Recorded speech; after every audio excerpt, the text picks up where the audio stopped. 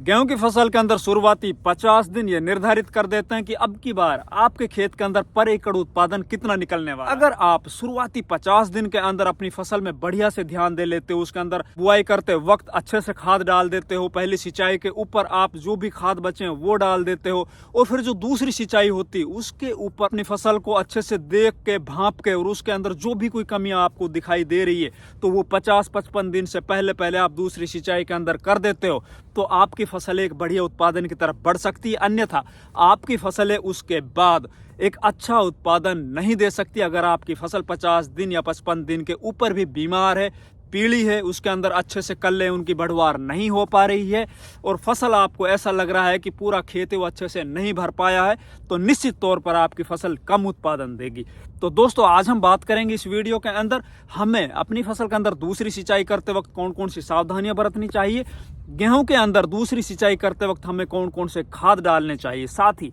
हमें अपनी फसल को देख के ये किस तरह से पता लगाना चाहिए कि मेरी फसल के अंदर अभी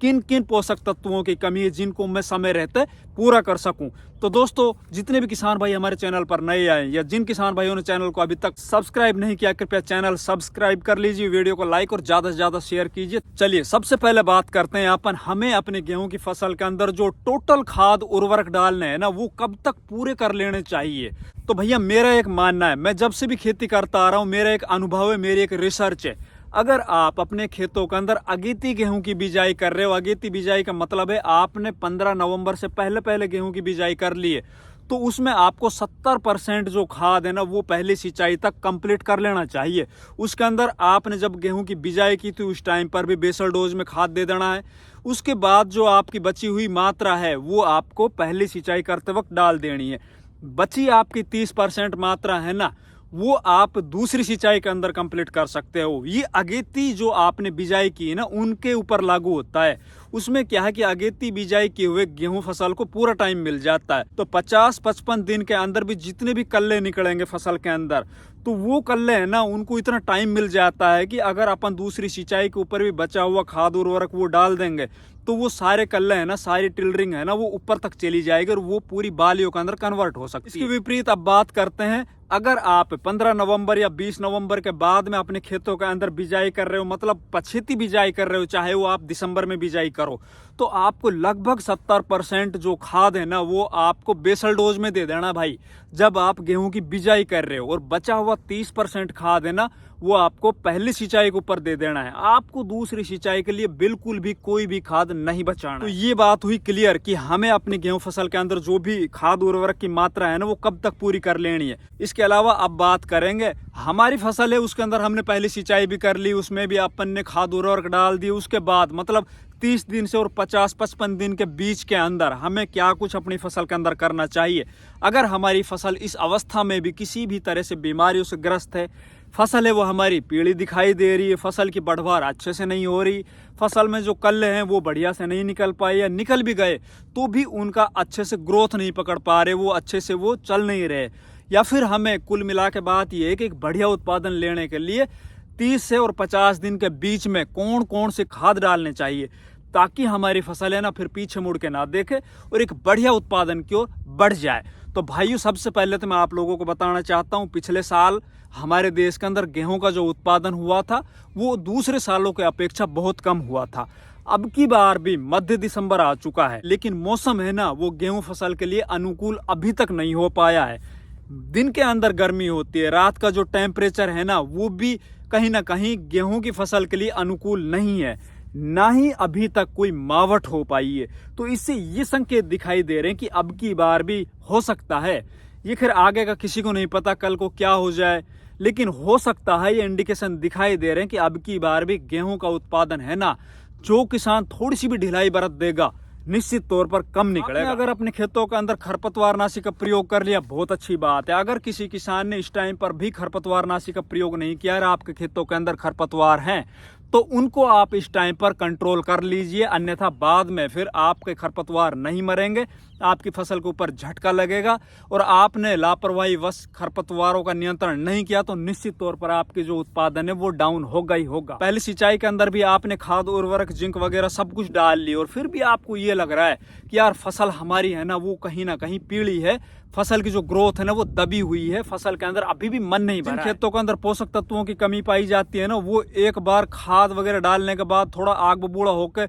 अपनी ग्रोथ तो दिखा देते हैं, लेकिन बाद में फिर वो ग्रोथ रोक जाते हैं और उनके जो कल्ले हैं ना, जैसे एक पौधे से 20 टिलरिंग निकली, 20 कल्ले निकले, तो 20 के 20 कल्ले हैं ना वो बालियों के अंदर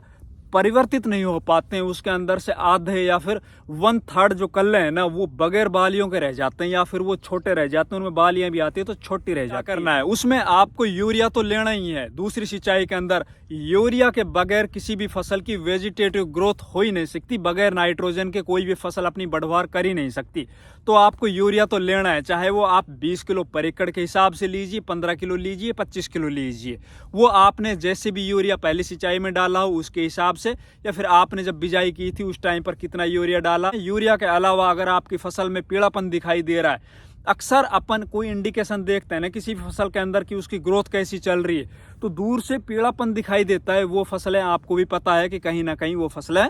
रुकी हुई, उसकी ग्रोथ अच्छी नहीं है और वो बढ़िया उत्पादन नहीं दे सकती। तो आपको यूरिया के साथ जिंक ले लेना है। अगर आप ये बोल रहे हो कि भैया हमने तो पहली सिंचाई करते वक्त जिंक दे दिया था, फिर भी हमारी फसल है ना उसके अंदर अच्छे से क्लोरोफिल नहीं बन पाया है, फसल है वो अच्छे से हरी भरी नहीं हो पाई, भैया किसी भी फसल के अंदर क्लोरोफिल बढ़ाने के अंदर, उसमें पर्णहरित बढ़ाने के अंदर सबसे ज्यादा जो 3 पोषक तत्वों की आवश्यकता पड़ती है ना फसल को, वो जिंक सल्फेट, मैग्नीशियम सल्फेट और फेरस सल्फेट, इनकी आवश्यकता पड़ती है। तो जिंक अगर किसी किसान ने पहली सिंचाई पे दे दिया तो दूसरी में आप ये मैग्नीशियम सल्फेट और फेरस सल्फेट दे सकते हो। जिंक अगर आप पहली सिंचाई में नहीं दे पाए हो तो आप जिंक सल्फेट ले लीजिए, मैग्नीशियम सल्फेट ले लीजिए और फेरस सल्फेट ले लीजिए। इनको आप यूरिया में मिला के और बुरकाव कर दीजिए और फिर ऊपर से आप सिंचाई कर दीजिए। निश्चित तौर पर आपकी जो फसल है ना उसके अंदर क्लोरोफिल बढ़ जाएगा, हरी भरी हो जाएगी। उसके अलावा जिन खेतों के अंदर मिट्टी है ना वो चिकनी है, भारी मिट्टी है, एक बार सिंचाई करने के बाद काफी लंबे टाइम तक खेत है वो सूखता नहीं है, या फिर पानी है ना लगातार 2-2, 3-3 दिन तक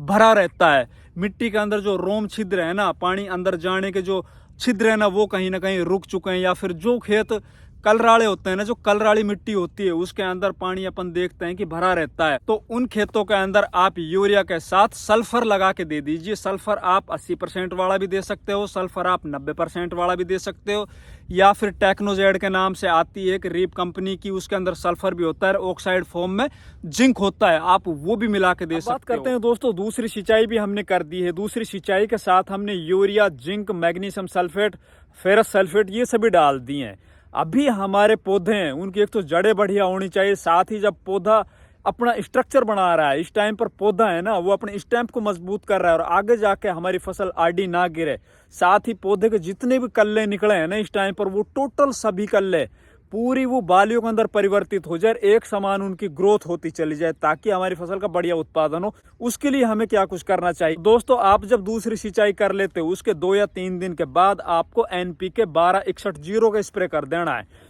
NPK 1261 में इसलिए बता रहा हूं कि उसके अंदर 12% नाइट्रोजन की अवेलेबिलिटी मिल जाएगी पौधों को और उसी के साथ 61% फास्फोरस की अवेलेबिलिटी मिल जाएगी। किसी भी NPK जो वाटर सोल्यूबल फर्टिलाइजर होते हैं इनमें सबसे ज्यादा जो फास्फोरस है ना वो 1261 जो ग्रेड आता है ना NPK का उसके अंदर पाया जाता है। और जब हमारी फसल लगभग 45, 50 या 55 दिन की हो उस टाइम पर फास्फोरस की बहुत ज्यादा आवश्यकता पड़ती है, क्योंकि इस टाइम पर पौधा है ना वो अपने स्ट्रक्चर को तैयार कर रहा होता है। आप ये सभी काम कर लीजिए, निश्चित तौर पर आपकी फसल एकदम शानदार ग्रोथ करेगी, एकदम हरी भरी फसल चलेगी और आगे जाके आपकी फसल का जो उत्पादन है वो भी बढ़िया निकलेगा। धन्यवाद।